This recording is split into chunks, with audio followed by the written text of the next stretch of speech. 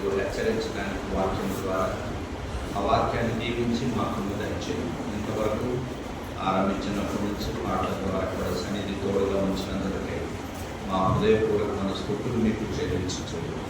ముందు సమయాన్ని మీ చేతులకు అప్పగించుకుంటూ నిష్ప్రయోజకమైన దాసులు మనం ఒప్పుకుంటూ సేవకుడు కుమార్ గారు కూడా వాచకం నుంచి వచ్చారు. సేవకుడు కూడా మీరే నీ ఉన్నతమైన ఉద్దేశం చొప్పున వాడుకున్నామని మీ చేతులకి మమ్మల్ని అప్పగిస్తూ నిష్ప్రయ దాసులను ఒప్పుకుంటూ తాను బంధిస్తూ యేసునామమున స్తోత్రములతో వేడుచున్నాము తండ్రి.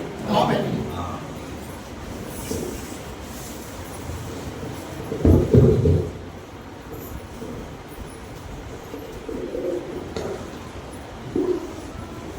సమయంలో దేవుని దాసులు వాచకులు మాస్టర్ గారు విజయ్ కుమార్ గారిని ప్రేమపూర్వకంగా వేదిక మీకు ఆహ్వానిస్తూ దయచేసి రండి.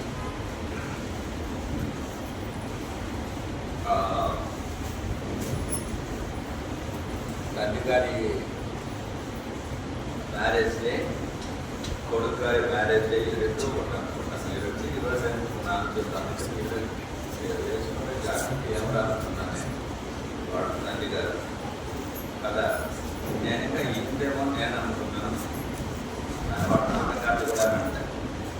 రైట్, మంచి సంతోషం. ఇప్పుడు మనం కొన్ని నిమిషాలు మాత్రమే చూస్తాము. కాలాలు లీవర్స్ ఉంటాయి. రైట్, నోబడీ ఈస్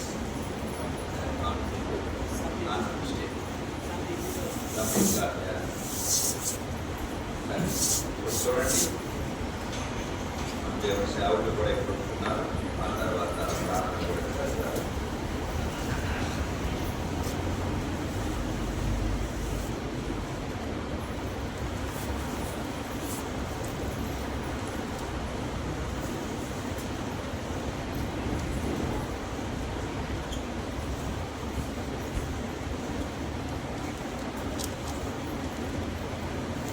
కీర్తన గ్రంథం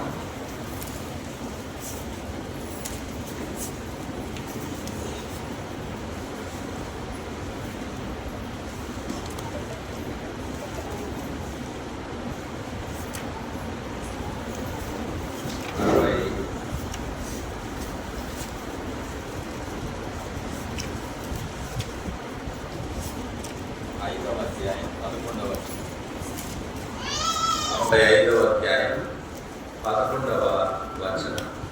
అందరూ కూడా కలిసి చదువుతున్నారు. సంవత్సరము నీ దయా కిరీటము ధరింపచేసి ఉన్నావు. నీ జాడలు సాలు వెదజల్లుచున్నవి. దేవుడు వీరి యొక్క వైవాహిక జీవితంలో 31 సంవత్సరాలు సహోదరుడు మాణిక్యం అక్ష కుటుంబంలోనూ అదే ప్రకారంగా సహోదరుడు పీటర్ రూతు వారి వైవాహిక జీవితంలో దయా కిరీటంగా ఇచ్చినాడు దేవుడు. వీడి వైవాహిక జీవితంలో 1 సంవత్సరం, వాడి వైవాహిక జీవితంలో 35 సంవత్సరాలు దేవుడు కాపాడాడు. ఎంతోమంది మేము చూస్తున్న వివాహాలు జరిగిన తర్వాత ఇంటికి వెళ్ళారు. వాళ్ళు నేను 15 నిమిషాలు వాళ్ళతో మాట్లాడి ప్రేర్ చేసి వెళ్ళిపోదాం అనుకుంటే 3 గంటలు పెట్టారు. ఆ 3 గంటలు పెడితే ఏం చెప్పారంటే, అయ్యా నీ పెళ్ళిట్లు జరిగింది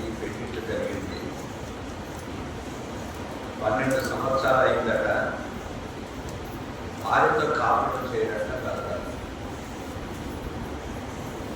భార్యతో కాపురం చేయడట ఎవరు భర్త. నేను ఎన్నోసార్లు చచ్చిపోతానని చెప్పి తీర్మానం చేసుకున్నాను.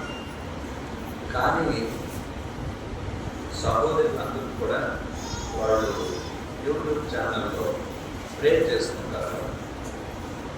ఒక ప్రార్థన విన్నప్పుడు నా మనసు మారిపోయింది. నేను ఆత్మహత్య చేసుకోకుండా మానేశాను. 2 బిడ్డలు. అయితే నేను బ్రతకాలని మా ఆశ లేదు. నా యజమానుడైనటువంటి భర్త మీద నాకు అసలే ఆశ లేదు. ఆమెకి ఎంత వయసు ఉంటుందంటే 41 years ఉంటారు ఆమెకి. ఆయనకు ఒక 40 years అబ్బా ఉంటుంది. సాఫ్ట్వేర్ ఇంజనీర్, మంచిగా సంపాదించాడు. 2 ఇళ్ళు ఉన్నాయి హైదరాబాద్లో.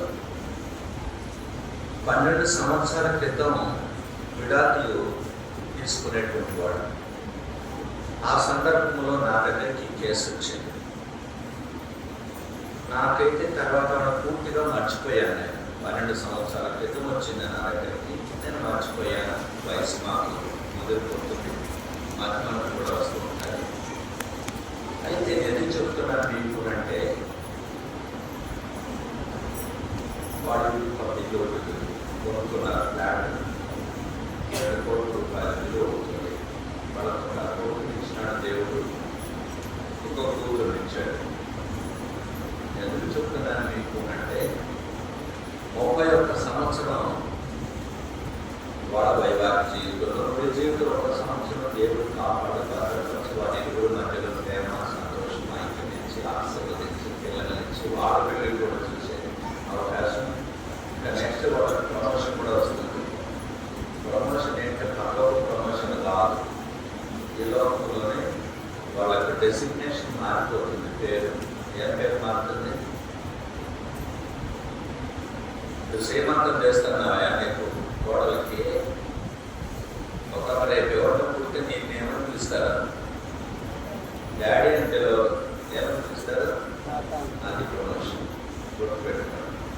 వాళ్ళ ప్రమోషన్లు పెద్ద జరుగుతారు, డిగ్రీ కూడా పెరుగుతారు వాళ్ళకి. అయితే ఈ కుటుంబాలు చూడండి ఎంత భయంకరంగా ఉన్నాయంటే అంత భయంకరంగా ఉన్నాయి. 12 సంవత్సరాల తర్వాత నాకు ఫోన్ చేశాడు ఒక ఆయన, ఈ సాఫ్ట్వేర్ ఇంజనీర్. మీరు ఎవరంటే అన్నా, నాకు నేను ఫలానా అని చెప్పాడు. ఎక్కడుంటారు నాయన మీరు అన్నా? మేము ఫలానా చోటు ఉంటాం అనుకున్నాను. మరి ఎవరినైనా కొంచెం గుర్తులేనట్టుంది, ఫలానా వాళ్ళ కొన్ని సంవత్సరాల క్రితం సమస్య వచ్చింది కదా అంటే, అవునట్లు నేను మధ్యలో మీరేమి మాట్లాడలేదేనే అని అన్నాను.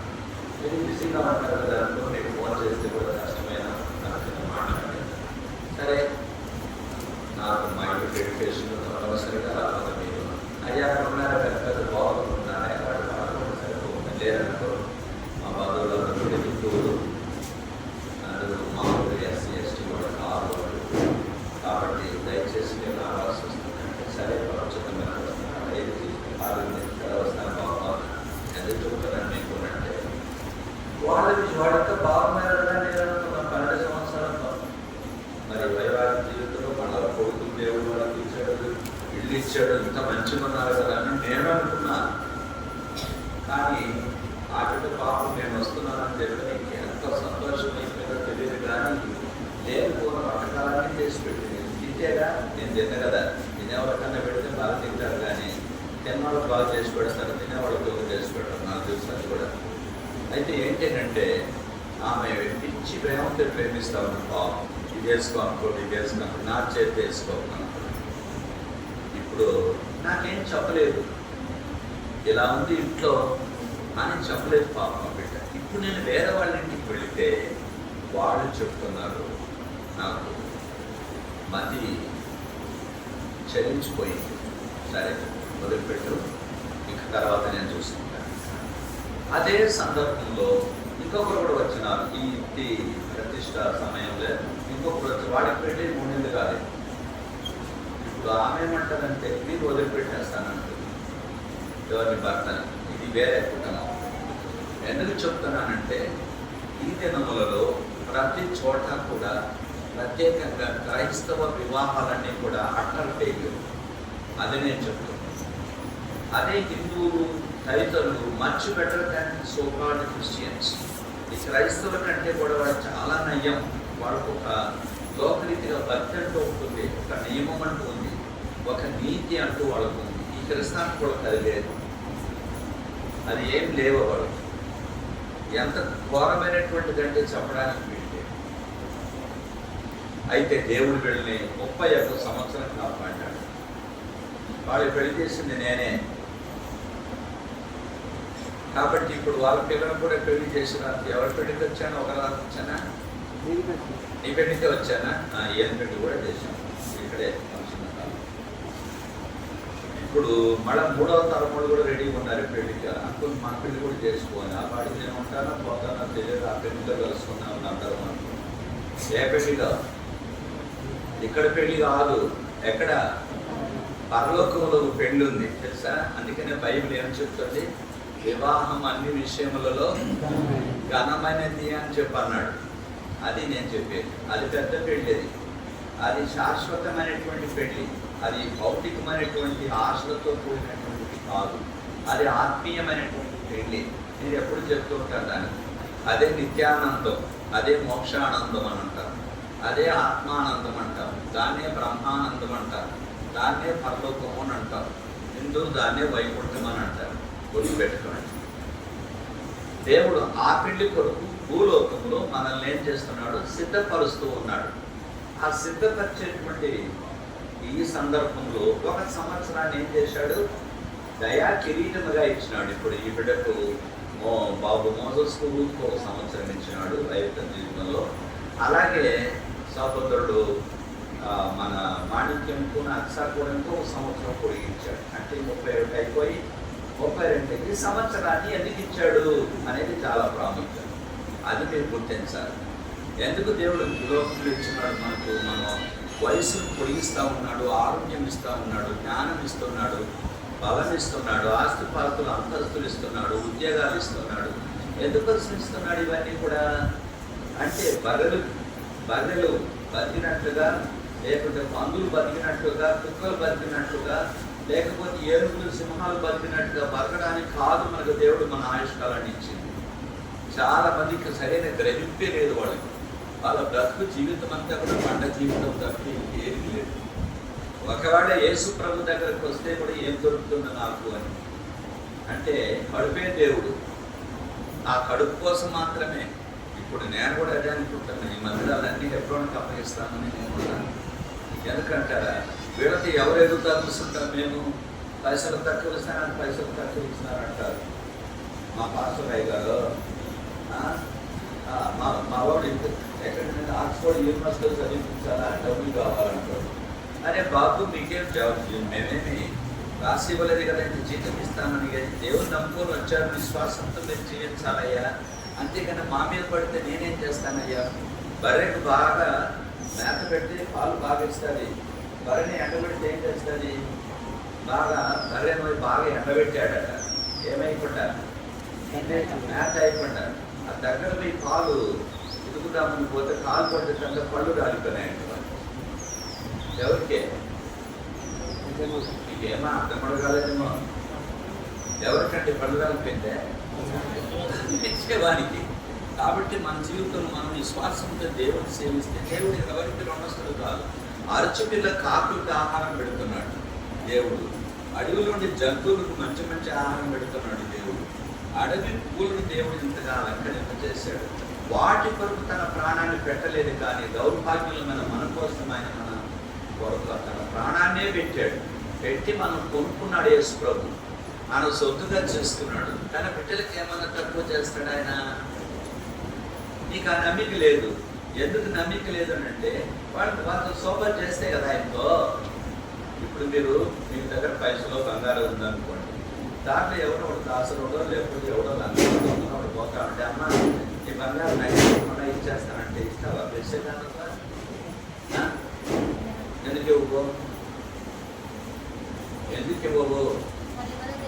వాళ్ళు ఎవరో నీకు తెలియదు. అదే మీ నాన్న అడిగితే నువ్వు మోసగాడవరా, అందుకని నేను ఇవ్వనంటావా? ఏం చేస్తావు? అన్నీ తీసుకో డాడీ, ఇదే కదా నాకు ఇచ్చింది. మీ డాడీ చూసి మీ నాయన ఏం చేస్తాను, ఇంకా 200 వేసి నీకు ఇస్తాను. ఎందుకు మీ నాయన మీద నీకు నమ్మిక? నువ్వు మీ నాయన పుట్టావు. రెండవది ఏంటి? మీ నాయన మీద నీకేంటి నమ్మిక, ప్రేమ. సోపర్ చేస్తున్నావు కాబట్టి నీకు నమ్మిక ఉంది. నువ్వు దేవుడితో సహవాసం చేస్తే దేవుడి మీద నీకు నమ్మిక ఉంటుంది. మరి నువ్వు దేవుడితోనే సహవాసం చేయవు. లంగలతో, దొంగలతో, తాగుబోతులతో, అబద్ధికులతో, మోసగాళ్ళతో, యుక్తిపరులతో, స్వార్థపరులతో, గర్విష్ఠులతో, మోసగాళ్లతో, డబ్బు సంపాదించే విధానంతో, లౌకికమైన విధానంలో నువ్వు సూపర్ చేస్తే నీకు ఆయన మీద నమ్మికే వస్తుంది. అమెరికాలో చాలా మంది చూశాను నేను, భార్య అకౌంట్ వేరే, భర్త అకౌంట్ వేరే. తెలుసా మీకు? భార్య అకౌంట్ వేరే, భర్తది కూడా వేరే. ఇద్దరు జాయింట్ అకౌంట్స్ పెట్టరు. తర్వాత రెండోది, పిల్లల చదువులు సగం ఏం పెట్టాలా, సగం ఆయన పెట్టాలి.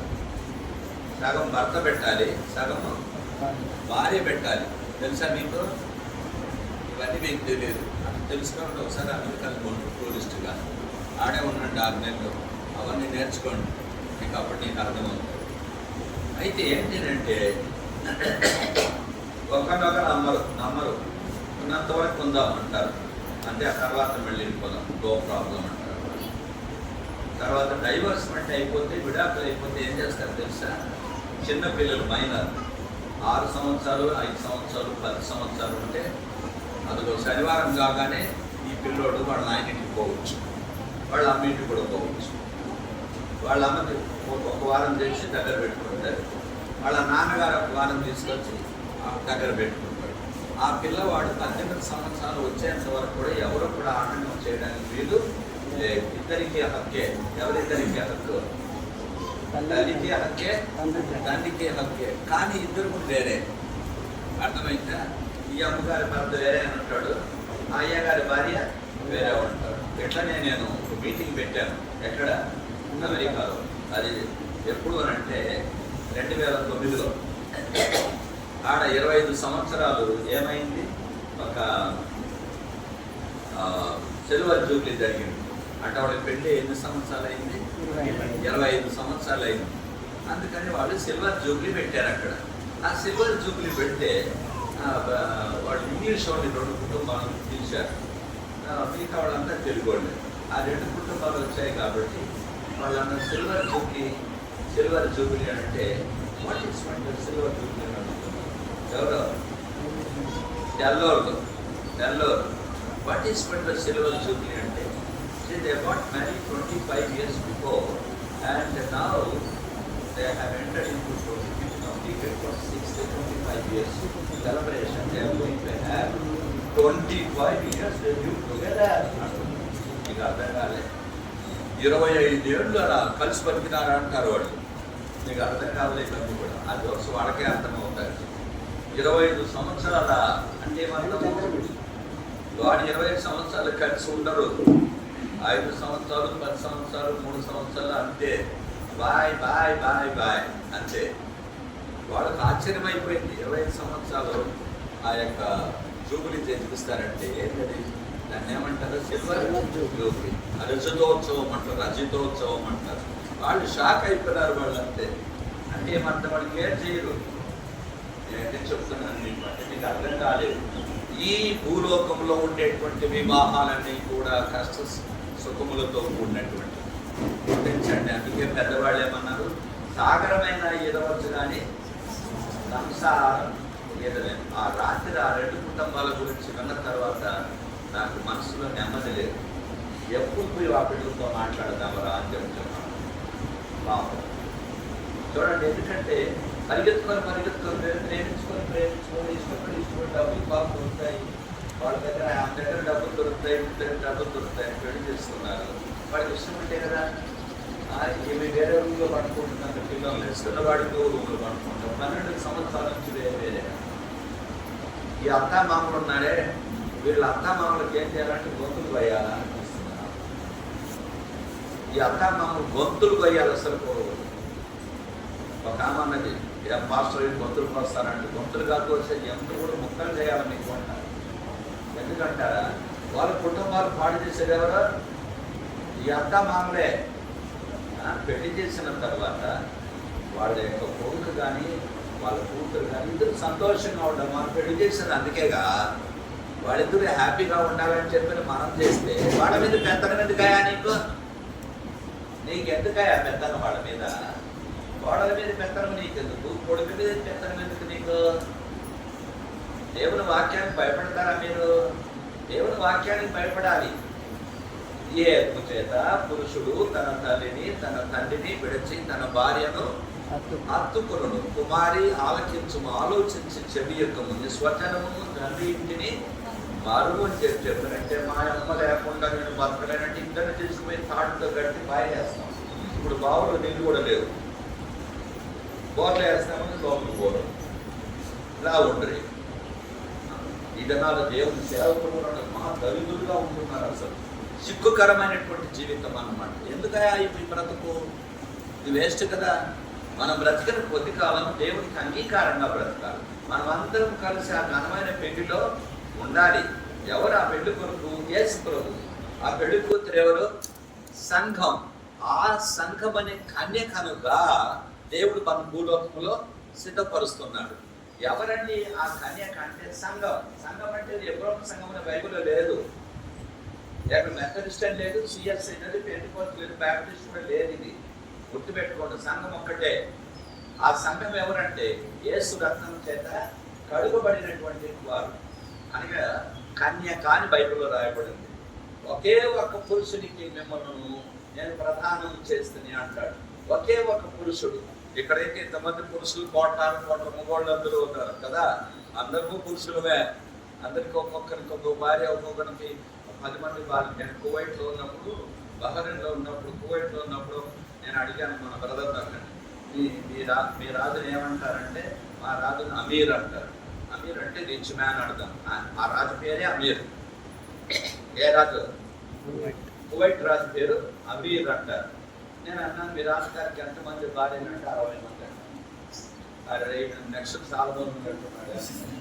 అంటే ఏంటి? తర్వాత అన్నాడు, మరి చిన్న దేశం కదా ఇది, ఎయిర్పోర్ట్ ఏంటంటే వాళ్ళ ఇంట్లోనే ఉందంట ఎయిర్పోర్ట్. కొన్ని ఎకరాలు ఉందట ఎవరికి? రాజుగారికి. అక్కడే ఏరోప్లేన్ ఉంటుంది అన్నమాట. దాంతోనే వెళ్ళిపోతాడు ఆయన. ఆ 60 మందిలోనంట ఒక యుద్ధకు హైదరాబాద్ వాళ్ళు ఉన్నారు. ఎవరు? ముస్లిమ్స్. వాళ్ళిద్దరు ఎంటర్టైన్ చేసుకోకుండా అనుకున్నారు. వాళ్ళు ఏంటన్నా జరిగితే చూసారా? మీకు తెలుసో తెలియదో, కువైట్లో వచ్చి ముస్లిం చర్చ్ ఉంది. ముస్లిమ్స్ చేసుకోకుండా అనుకున్నటువంటి చర్చ్. అక్కడ ముస్లిం గారే పాస్టర్ గారే వాక్యం చెప్తారు. లేదా అనుకోండి, ఇరాన్లో కూడా క్రైస్తవులు ఉన్నారు తెలుసా. ఇప్పుడు ఇరాన్లో బొంబార్డ్మెంట్ చేస్తున్నారు ఇజ్రాయెల్ సుమారు అంటే 30-40% స్మాష్ అయిపోయింది. వీళ్ళు ఏం చేస్తారో తెలియదు. వాళ్ళు మొత్తం లేపుతారో ఏం చేస్తారో తెలియదు. వీళ్ళేం తక్కువ లేవు కాదు. ఉండేది 5 మందే, కానీ 5 కోట్లు కానీ 50 కోట్ల మందిని లేపుతారు. అట్లా వాళ్ళకు ఉన్నారు. మనకు తెలియదు కంటే. నేను ఎందుకు చెప్తున్నాను మీకు అంటే, ప్రియమైన వాళ్ళారా, మనం అందరం కలిసి ఆ యొక్క పెళ్లిలో ఉండబోయేటువంటి పెళ్లి కూతురుగా మనం సిద్ధపడాలి. ఆ పెళ్లి కూతురు ఎవరంటే సంఘం. ఆ సంఘం ఎవరంటే బైబిల్ ప్రకారంగా కన్యక. కన్యక అంటే అర్థం ఏంటంటే పవిత్రురాలు అని అర్థం. ఎందుకంటే ఆ పరమ వరుడైనటువంటి యేసుక్రీస్తు ప్రభువు వారు చెప్తాడు, నేను పరిశుద్ధులను కనుక మీరును పరిశుద్ధులుగా ఉండండి అంటాడు. కాబట్టి మన జీవితంలో ఆ పరమాత్మలతో మనం ఎదుర్కొనేది, లేక కలుసుకునేది, లేక సహవాసం శరీరం చెప్తాను. ఈ శరీరం ఉండదు అక్కడ. ఈ శరీరం అంటే మన దరిద్ర గుణాలన్నీ మనకు ఉంటాయి. ఏం గుణాలు? అది దాన్ని ప్రేమించాలా, వీళ్ళు ప్రేమించాలా. ఈ శరీర ఇచ్చలు ఉంటాయి, స్వార్థం ఉంటుంది, గర్వం ఉంటుంది, ఇంటి ఉంటుంది, నటన ఉంటుంది, వేషధారణ ఉంటుంది. పైకి మాత్రం పేరు మాత్రం ఉంటాం, బైబిల్ బాగా చెబుతాం, పాటలు బాగా పాడుతాం, బోధనన్నీ చేస్తాం, లేకుండా ఒకటి చంపుతాం సమయం వచ్చి కదా. అది ఎవరికి ఉంది అంటే మనకు నడుతుంది, శరీరంలో ఉంది కాబట్టి ప్రతి ఇచ్చిన స్వభావాలు ఉంటాయి. కానీ ఆ పరమాత్మకి ఇట్లాంటి శరీరం లేదు. పరమాత్ముడు ఎవరంటే ఆత్మ అని చెప్పిన దేవుని వాక్యం సెలవిస్తున్న 4:24 యోహాను సువార్తలు. ఆ ఆత్మ మనం తెచ్చుకున్నాం, అరువుగా అప్పుగా తెచ్చుకున్నాం. ఆయన ఒక బ్యాంకు, ఆ బ్యాంకులో ఏం తెచ్చుకున్నాం? లోన్ తెచ్చుకున్నాం. ఈ లోన్ మళ్ళీ ఎక్కడికి వెళ్ళిపోవాలి? మళ్ళీ బ్యాంక్కి వెళ్ళిపోవాలి. ఈ ఆత్మ మళ్ళీ ఎక్కడికి వెళ్ళాలి? పరమాత్మ దగ్గరికి వెళ్ళిపోవాలి. ఆత్మకుడు పరమాత్మునికి మన సంబంధమే ఈ స్త్రీకి పురుషునికి ఉన్నటువంటి అనుబంధం. ఇది భౌతికమైనటువంటి సంబంధం, ఇది ఆత్మీయమైనటువంటి సంబంధం. కాబట్టి ఈ ఆత్మ పరమాత్మతో కలుసుకున్నప్పుడు మానవునికి ఏం కలుగుతుంది? ఆత్మశాంతి కలుగుతుంది, వానికి నిరీక్షణ కలుగుతుంది, వానికి మరణం అంటే భయం ఉండదు. ఎందుకంటే నేను పోతా, మా ఇంటికి పోతా, నా పరమ తండ్రితో, నా సృష్టికర్తతో నేను కలుసుకుంటాను. ఎలాగైతే కొత్తగా పెళ్ళైనటువంటి భార్య ఎప్పుడెప్పుడు పోయి నా భర్తతో నేను కలిసి కాపురం చేయాలని ఆశపడుతుందో, అమెరికాలో మీకు తెలుసా, పెళ్లి కాకుండా 4 గంటలు మీటింగ్ అంటే డేటింగ్ జరుగుతుంది. అవన్నీ మీకు తెలియదు ఆ భాషలన్నీ కూడా. వాళ్ళంతా మొత్తం అంతా తిరిగిన తర్వాత భార్య అర్థం చేసుకోవాలి భర్త అర్థం చేసుకోవాలి భార్యను. ఇద్దరు అర్థం చేసుకున్న తర్వాత ఇద్దరు కలిసి కాపురం చేసి ఊరంతా తిరిగిన తర్వాత వాళ్ళు చేసుకుంటారు పెళ్లి వాళ్ళు. ఎందుకంటే వాడు దొరవడం నాకేం తెలుసు, అందుకంటే అనుభవం కావాలండి. ఈ రోగం వచ్చేసింది ఇండియాలో కూడా. ఈ సాఫ్ట్వేర్ ఇంజనీర్లు కూడా అయ్యారు. నిన్న నన్ను ఒక కేసు చూస్తున్నాను నేను. వాళ్ళు ఏమంటారంటే మొట్టమొదటి నేను కొన్ని మినిట్లు ఒకరితో అర్థం చేసుకోవాలి. అట్లయితే ఒక స్కూల్ పెట్టుకుంటే ఆ స్కూల్లో అర్థం చేసుకుంటే ఇటువంటి భ్రష్టులు తయారైనారు జనాలు. అరే పిచ్చోళ్ళారా, ఆదామావులు ఇద్దరు కొన్ని రోజులు బతికి కాపురం చేసి అర్థం చేసుకుని మనం పెళ్లి చేసుకున్నారు. ఆ ఇస్సాకును రెబెక్కా వాళ్ళిద్దరు కలిసి కాపురం చేసుకొని వాళ్ళు బాగా మాట్లాడుకొని మీటింగ్ పెయింటింగ్ అయిన తర్వాత పెళ్లి చేసుకున్నారు. అరే పిచ్చోడా, గుర్తుపెట్టుకో, దైవ చిత్తం చూడకూడదు. నేను పెళ్లి చేస్తున్నాను కొన్ని పెళ్ళిళ్ళు. భార్య భర్తను చూడలేదు, భర్త భార్యను చూడలేదు. నేను చెప్పాను, వచ్చి పెళ్లి చేస్తున్నాను బస్ అంతే. వాళ్ళు ఎంత హ్యాపీగా ఉన్నారు అంటే కష్టాలు రావని కాదు, గోల్డ్ వచ్చినాయి కష్టాలు వచ్చినా కూడా వాళ్ళు ఏంటంటే దేవుని వాక్యానికి భయపడి దేవునికి రూపంలోనికి మార్చబడి వారి ఆత్మీయంగా దీవించబడి పిల్లలు దీవించబడి. కాబట్టి నేను మీకు చెప్పేటువంటిది ఏంటంటే ఈ పెళ్లి మానవ పెళ్లి, ఆ పెళ్లి దేవుని పెళ్లి. ఆ దేవుని పెళ్లిని బైబిల్ ఏమంటే ఘనమైన పెళ్లి అంటారు. ఎందుకు ఘనమైన పెళ్లి అంటే మహాత్మనుడు, మహోన్నతుడు, పరిశుద్ధుడు, నిత్య నివాసి అయినటువంటి వాడు ఆ పరమాత్ముడు. మనము ఈరోజు బాగా బల చక్కగా కనపడతారు. ఎవరంటే ఆడపిల్లలు కదా, టీనేజర్ చక్కగా గాడి కూడా అడ్డగాడి కూడా అందంగా కనపడుతున్నారు. ఎప్పుడో ఈ టీనేజ్లో మళ్ళీ ఒకరిద్దరు పెళ్లిళ్ళు అయిన తర్వాత వాళ్ళ రూపాలు చూస్తే వాళ్ళు చూస్తే నేను మాత్రమే చదువుకుంటానంటారు. అట్లా మారుతారు అందరూ కూడా. అందరము అంతే, ఎవరైనా నువ్వైనా అంతే, నేనైనా అంతే. గుర్తుపెట్టుకో, ఎగరద్దండి, ఊరికి ఎగరద్దండి. ఈ ధర్మం అన్న అందం రేపు ఉండదు. గుర్తుపెట్టుకో, ఆ టీనేజ్లో దేవుడు ఆ కళ పెడతాడు వాళ్ళలో అంతే. ఆ తర్వాత ఇద్దరు అయిన తర్వాత ఆపరేషన్ అయిన సార్ అన్నాడు, ఏమ్మా అంత సన్నది ఇంతలా ఊడిపోయినవే, ఆలుగడ్డలు ఉన్నట్టు ఉన్నవి అంటే ఏం చేయాలయ్యా, ఆపరేషన్ అయితే ఇంత ఊడిపోయినాను అన్నాడు. ఇప్పుడు ఏమంటాడమ్మా మీ భర్త అంటే నీ మొత్తమే తోడుకుంటాడు. ఇప్పుడు ఎట్లా ఉంది? నేను ఎందుకు చెప్తున్నాను, ఈ పెళ్ళిళ్ళు అనేటువంటి భ్రష్టమైనటువంటి పెళ్ళిళ్ళు. గుర్తుపెట్టుకో, ఈనాడు మనుషులు కూడా అటువంటి వాళ్ళే. ఎక్కువ మాట్లాడి ముందు కోసేస్తానంటారు కదా మనుషులు. కాబట్టి ఆ కోపాలు వస్తాయి, తాపాలు వస్తాయి. మళ్ళా నా బైబులు, మళ్ళీ దేవుని సేవ అంటే ఏం సేవ బాబా? అట్లా కాదు. మనం ఇక్కడ ఎందుకు పెట్టాడు దేవుడు మనల్ని, మన ఆయుష్కాలను పొడిగిస్తున్నాడు అంటే ఒకటి మనము సిద్ధపడాలి. ఎవరి కోసం? దేవుని కోసం. ఇతరులను మనకు సిద్ధపరచాలి. ఇవి రెండు ప్రాముఖ్యమైన పనులు దేవుడు మనకు పెట్టాడు. చూడండి హెచ్కేల్ గ్రంథం. కాబట్టి నీ కోసం నా కోసం కాదు బ్రతికే. ఎట్లా సంపాదించుకోవాలి, ఏడ మూట కట్టుకోవాలా, ఏడ నెత్తిని పెట్టాలా, ఏడ డబ్బులు. అందుకని నేను కూడా ఈ మందిరాలన్నీ ఎవరోనికి అప్పగిస్తే అప్పుడు చక్కగా పడతారని చెప్పి నేను కూడా గమ్మనే ఉన్నాను. మొన్ననే మన అన్న షారి గారు కూడా పిలిచి నన్ను క్షమాపణ కోరి అడిగి, అయ్యా నీకు దండం రా అన్నాడు. నేను రాను. రేపు దేవుడు ఎట్లా పిలిస్తే చూస్తాను, అంతేగాని నేను రాను. నాకెందుకు? రేపు మా అప్పు పోతా నేను ఎక్కడికి, నారాయణగూడకి. మీకు దగ్గర నారాయణగూడ అంటే బొందలగడ్డ, హైదరాబాద్ నారాయణ తెలుసాయి కదా. ఇదంతా లేకపోతా నాకెందుకు ఆయనంతా ఏదో కొన్ని రోజులు సేవ చేసుకోవాలా, వెళ్ళిపోవాలా. ఈ గొడవ అంతా నాకెందుకు, నాకు అవసరం లేదు గొడవ అంతా అని అంటే, లేదన్నా తప్పు అయిపోయిందన్నా, క్షమించన్నా, దయచేసి అన్నారు రావాలను. నేను బోధకు రాను, నాకు అనవసరం. నాకు బోధ ప్రపంచం అంతా పోతానయ్యా. నాకు కంగారికి నాకు ఏం నీ ఊర్లోకి వచ్చి అంత జోబులంతా నింపుకొని పైసలంతా పోవాలన్నా. ఏం ఏబెల్ గారా మాట్లాడరే, ఏం కమలాకర్ గారా మీ ఊరికి వచ్చి నింపుకొని పోవాలని నేనేమన్నా ఆయన? ఏమో చెప్పు, నువ్వు ఒకసారి నింపుకొని పోయినవయా, ట్రాక్టర్ లారీగా లేకుంటే జోబులో. కాబట్టి ఇది కాదు మన పని దేవుడు మనకి ఇచ్చిన పని చేసేసి మనము వెళ్ళిపోవాలి, అంతేగాని ఇలాంటి లౌకికమైన విధాలు రాజకీయాలు చేయడానికి నాకు అనవసరం. నా పద్ధతి కాదు. ఎందుకంటే ముగింపు ఎప్పుడు వెళ్ళిపోతాం మేము. కాబట్టి నేనేం చెప్తున్నాను మీకు అంటే ప్రియమైన వాళ్ళారా, ఇక్కడ వివాహాలు ఎందుకు చేస్తున్నాడు దేవుడు, ఇక్కడ వయసును ఎందుకు పొడిగిస్తున్నాడు దేవుడు, ఈ రెండు తలంపులు గుర్తుపెట్టుకోండి. ఎందుకు మన వయసును పొడిగిస్తున్నాడంటే మనం ఇంకా సిద్ధంగా లేవు. మామిడి చెట్లో పండు బాగా పండిన తర్వాత ఏమవుతుంది? మామిడి చెట్లో పండు బాగా పండిన తర్వాత కొన్ని రోజులకి ఏమవుతుంది నాన్న? ప్రకాశం పెరుగుతుంది, కింద పడిపోతుంది, కింద పడిపోతుంది, అది ఆటోమేటిక్గా పడిపోతుంది. ఎందుకు? కాలం అయిపోయింది. ఆ రీతిగా మన జీవితంలో కూడా మన సేవ అయిపోవాలా. మన సేవ అయిపోయిన తర్వాత మన దేవుడు తీసేసుకుంటాడు. అందుకే అంటాడు కదా అపోస్తలుడైన పౌలు, ఏమంటాడు? నా పరుగు కడవడు తీసి అయిపోయింది, నా పని పరిచయం చేసేస్తున్నా, నేను ఇప్పుడు మా ఇంటికి వెళ్ళిపోతాను అన్నాడు. కాబట్టి మన జీవితంలో ఏంటి అంటే మన పరిచయం ముగియాల, మన పరిచయం అయిపోవాలి. దేవుడు మన పరిచయం అయిపోయిన తర్వాత మనం తీసుకుంటాడు. అదే ఒక తలం.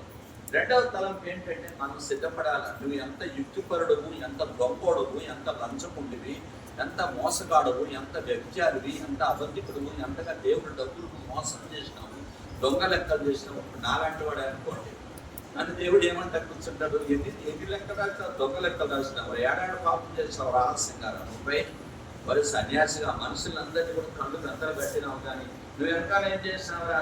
అందుకని ఏమంటాడు దేవుడు, నిన్ను పడక పట్టిస్తా, ఈ కథ చూస్తా తర్వాత, నీ కథ తర్వాత చూస్తా, ఇప్పుడుగా చూసేది తర్వాత చూస్తాను. మీకు అర్థం కాలని నేను చెప్పింది. రెండు మాటలు చూడండి, ఎస్కేల్ గ్రంథంలో 2 మాటలు చూడండి. కాబట్టి మన ఆయుష్ కాలాన్ని దేవుడు పొడిగించినాడు. ఎందుకోసం పొడిగించినాడు అనేటువంటిది మనము గమనించాలి. 38 అనుకుంటాను. ఎహెజ్కేలు గ్రంథం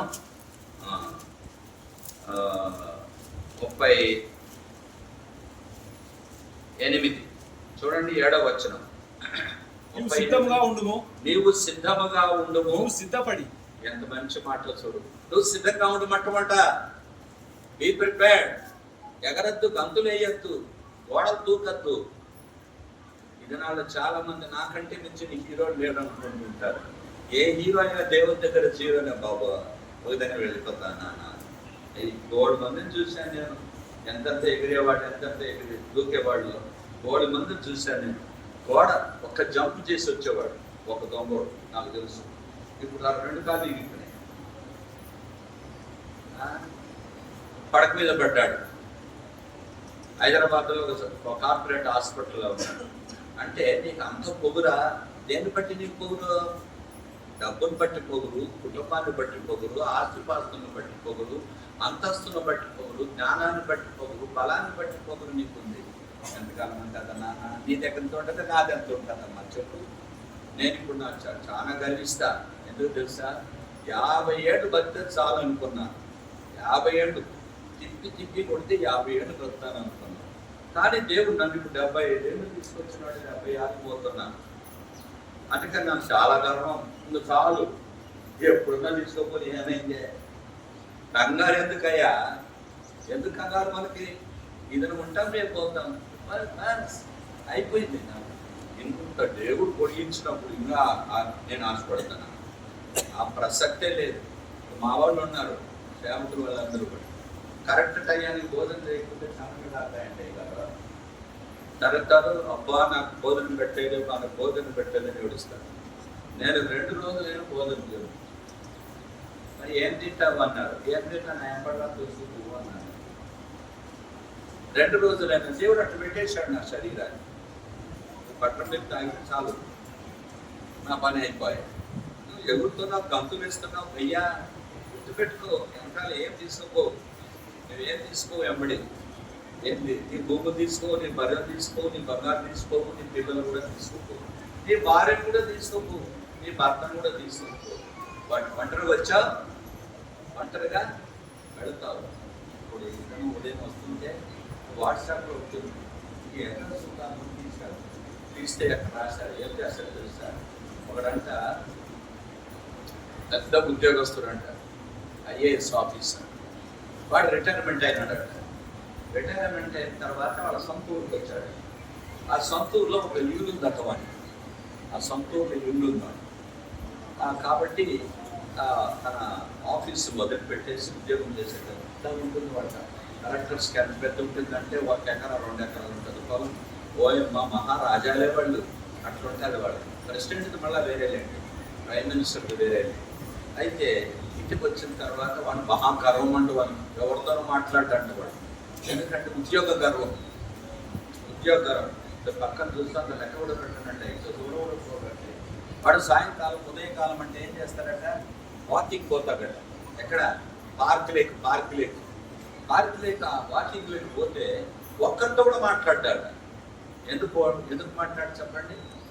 నేను ఎవరనుకున్నావు, ఏమనుకున్నావు నాదంటే, నా ఉద్యోగం అంటే ఏమనుకున్నావు, నా ఆస్తిపాస్తులు అంటే ఏమనుకున్నావు, నా పలుకుబడి అంటే ఏమనుకున్నావు, నా కుటుంబం అంటే అంత గర్వం అంటవని.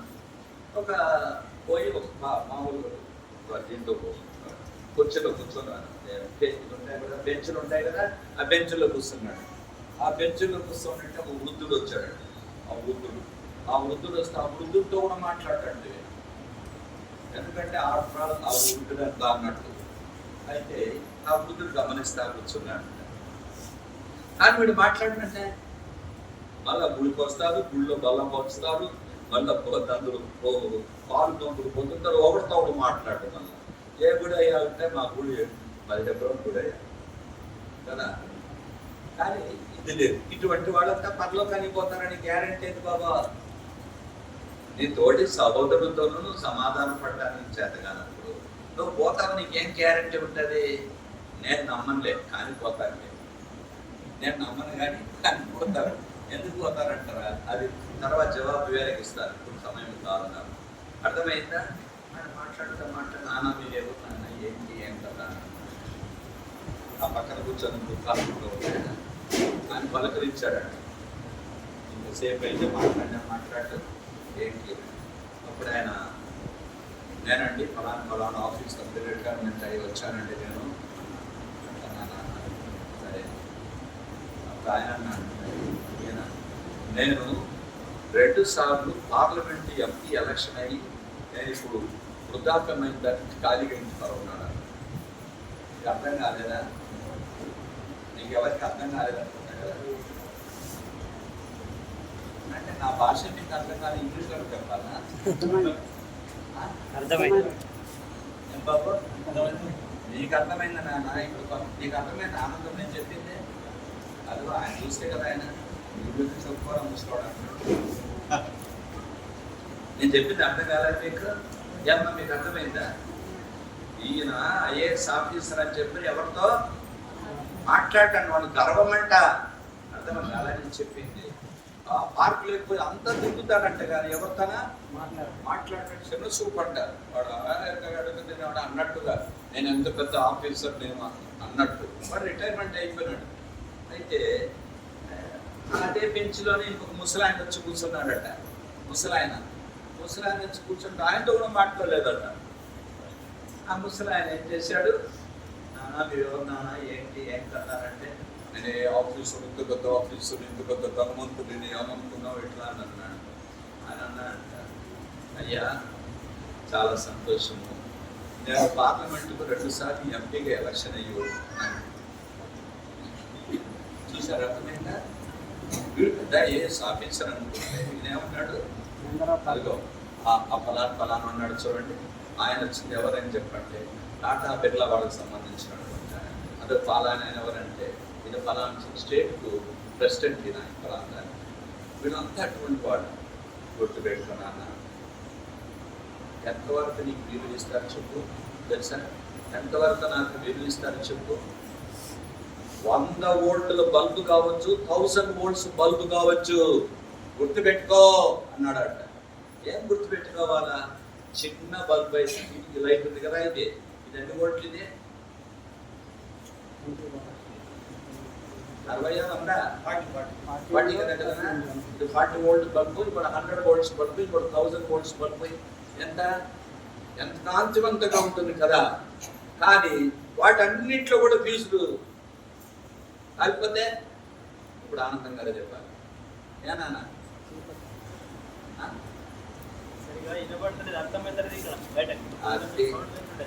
అది పెట్టినారు, అది చూడండి ఇట్లా పెడతారయ్యా మీరు అంటే నెక్స్ట్ పాపం వాళ్ళు అదే పనికి వచ్చి బిడ్డ కూర్చొని ఉంటే వాళ్ళకి నేను ఏం మాట్లాడుతున్నానో వాళ్ళకి అర్థం కాదు. పైన బాక్స్ లేవా అక్కడ? అది కాదయ్యా, ఇప్పుడు లోపల కుర్చీలు ఉన్నాయి చూడండి, ఫ్యాన్లు ఉన్నాయి. ఇప్పుడు మనం చెప్పింది కూడా వాళ్ళకి అర్థం కాకపోతే పాపం వాళ్ళ బిడ్డలంత దూరం నుంచి వచ్చినారు వాళ్ళు. ఏం చేస్తాను కనబడుతుందా? సరే, ఇప్పుడు 1000 వోల్టుల బల్బ్ అయినా లేకపోతే 40 వోల్ట్ల బల్బ్ అయినా వెలిగించేటప్పుడే ఏమవుతాయి? కాంతివంతంగా ఉంటాయి. ఎప్పుడైతే ఆ ఫ్యూజ్ ఆరిపోతే అన్నీ ఏమవుతాయి చెప్పండి? అన్ని సమానమా లేకుంటే అది 1000 వోల్ట్ది, ఇది 100 వోల్ట్ది, అన్ని కూడా ఏంటి? సమానమే. నువ్వు అప్పుడు ఉండొచ్చు, నువ్వు 1000 వోల్ట్లు బాగా కాంతివంతంగా వెలిగించినావు, ఫ్యూజ్ అయిపోయింది అనుకో, అందరూ కాబట్టి అందరూ చీకటే, ఎందుకు కదిలిస్తావయ్యా అన్నాడట ఆ పెద్ద ఆయన. ఆ ఎమ్మెల్యే ఎంపీ 2 సార్లు ఎలక్ట్ అయ్యాడు. చూడు ఆయన ఎవరు తెలుసా, ఆయన ఎవరు తెలుసా, ఆయన ఎవరు తెలిసే పార్టీలో ఉండేవాళ్ళు అందరూ కూడా నాట్ ఆర్డినరీ పీపుల్. నువ్వు వాడు మాట్లాడకుండా పోతున్నావు, పెద్ద గర్విష్ఠుడు మాదిరి, పెద్ద తీసుమార్కాడా నువ్వు. అందరము సమానమే. ఉద్యోగంలో ఉన్నంత వరకు మనకు విలువ, ఆ ఉద్యోగం అయిపోయిన తర్వాత విలువేమి లేదు. నువ్వు నేను అంతే. 1000 వోల్ట్లు వెలిగించేదైనా, నూరైనా, 0 బల్బ్ అయినా దాని కాంతిని బట్టి ప్రజలు అక్కడ పెట్టుకుంటారు. కానీ ఫ్యూజ్ ఆగిపోయింది అనుకో, అన్ని సమానమే, అన్ని సమానం. కాబట్టి రాజు లేదు, పక్షి లేదు, అందరూ సమానమే. బైబిల్ చెప్తుంది, ఏ భేదం లేదు, అందరూ పాపము చేసి దేవుడు అనుగ్రహించు మహిమను, మనమంతా పాపాత్ములమే, పుట్టుకతోనే పాపాత్ములు. అందుకనే కోపము, స్వార్థము, గర్వము, యుక్తి, నటన, వేషధారణ, వ్యభిచార జీవితము, మోసకరమైన జీవితము, ఆస్తులు, అంతస్తులు. ఆశ ఉండడం తప్పు కాదు, ఆశ ఉండడం తప్పు కాదు, దురాశ ఉండడం తప్పు. దురాశ అనేది తప్పు. ఆశ ఉండొచ్చు, ఆస్తులు లేకపోతే మానవుడు బతకలేడు. అసలు నాకు ఆశ లేకపోతే వ్యవసాయం చేస్తానా? నాకు ఆశ లేకపోతే చదువుకుంటానా? ఆశ తప్పేం కాదు. ఇప్పుడు ఆకలి, నాకు ఆకలి అయినప్పుడు ఆకలి వచ్చినప్పుడు ఆశ ఉండడం